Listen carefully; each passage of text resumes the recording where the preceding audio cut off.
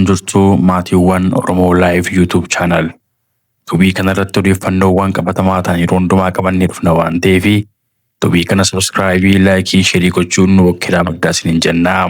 Qaumaan gara oduu har'aaf qabannetti haala barroom. Yaada qabsaa'otaa fi hawaasa paartiin Bilisiginnaa Sarara Diimaa Oromoo darbaa jira jedhamee kutaalee hawaasa garaagaraa naannoo Oromiyaa sirna birmadummaa Oromummaa mancaasuu fi caasaa naannoo Oromiyaa diiguuf aggaammi kamiyyuu sirna Oromoo bakka bu'uu akka hin dandeenye falmii jabaa dhageessisaa jiru. Haaluma kanaan paartiin Bilisiginnaa Sarara Diimaa uummanni Oromoo keewwate darbaa akka jiruu fi bu'aawwan qabsoo waggoota 30 darban keessatti argaman duubatti deebisaa akka jiru akeekkachiisanii jiru.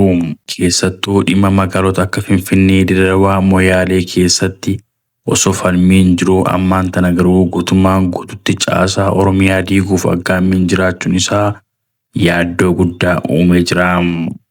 Jiraattonni yaada kennaniin akka jedhanitti sirni kun fakkoomii Oromoo fi asxaawwan eenyummaa naannichaa dhaawataan haqaa akka jiru yommuu ta'u, jechaan abbootii gadaa irratti raawwatameen saba kana gocha hoodaan jalqabamuu isaa ibsanii jiru. Balaa jabaan Oromoo fi Oromiyaatti as deemaa jiru kun hadheeffatee eenyummaa sabichaa irratti kan xiyyeeffatedha.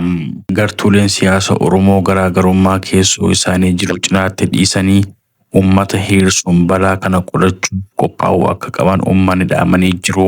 Uummanni Oromoos waan as deemaa jiru kana hubatee qabsoo kanaaf of qopheessuu akka inni qabu uummannis dhaameera.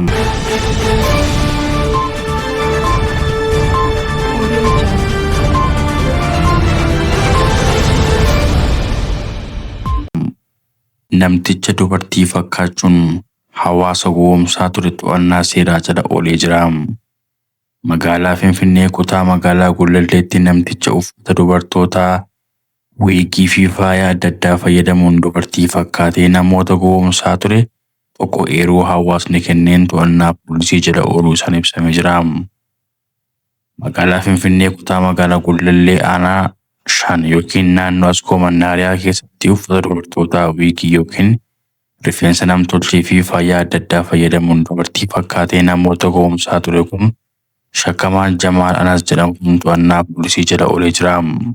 Shakkamaan kun dubartii fakkaatee namoota waliin yommuu haasa'u amalaa fi haalli uffannaan isaa kan isaan shakkisiise namoonni naannichaa eeruu poolisiif kennaniin qabamuu danda'eera. Qorannoo qaama qajeelchaa poolisii kutaa magaalaa Gullallee irratti taasifameen dhiira ta'uun isaa kan mirkanaa'e yoo ta'u, kanaan duras haaluma wal fakkaatuun gowwoomsaa kana hojjechaa akka turee fi ragaaleewwan yookiin suurawwan uffata dubartootaan ka'e uffatee ka'e bilbila isaa irra argamuun isaa mirkanaa'ee jira.